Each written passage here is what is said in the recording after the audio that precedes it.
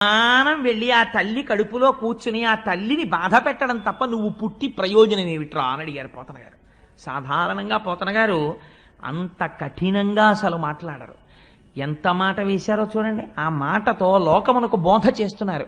చేతులారంగ శివుని పూజింపడేని, నోరు నొవ్వంగ హరికీర్తి నుడుబడేని, దయయు సత్యంబు లోనుగా తలపడేని, కలుగనేటికి తల్లుల కడుపు చేటు. అటువంటి పోతనామాచ్యుడు మహానుభావుడు భాగవతాన్ని ఆంధ్రీకరిస్తూ మొట్టమొదట ఒక పద్యం చెప్పుకున్నారు. శ్రీకైవల్య పదంబు చేరుటకునై చింతించదన్ లోకరక్షైకారంభకు భక్త పాలన కళా సంరంభకున్ కేళి లోల విలస దృగ్జాల సంభూత నానా కంజాత భవాండ కుంభకు మహానందాంగనా డింబకున్ అని చెప్పుకున్నారు. శ్రీకైవల్య పదంబు చేరుటకునై చింతించదన్.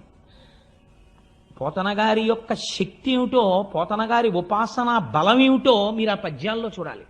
అసలు నిజంగా పద్యం నోటికి వచ్చింది అనుకోండి, మీరు ఆ పద్యం ఎక్కడ కూర్చున్నా చదువుకోగలిగారు అనుకోండి, ఆ పద్యం ఒక్కటి చాలు జీవితాన్ని మార్చేస్తుంది.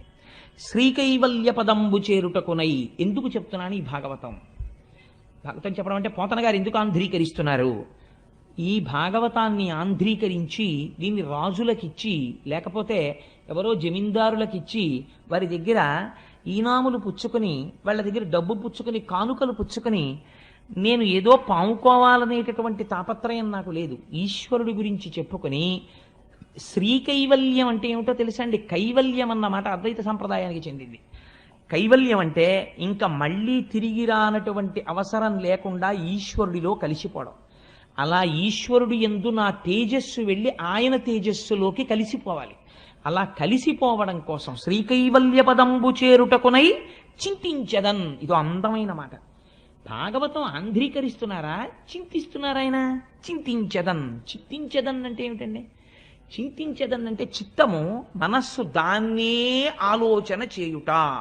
ఏకాగ్రమై మనస్సు ఒక వస్తువు గురించి ఆలోచన చేస్తోంది.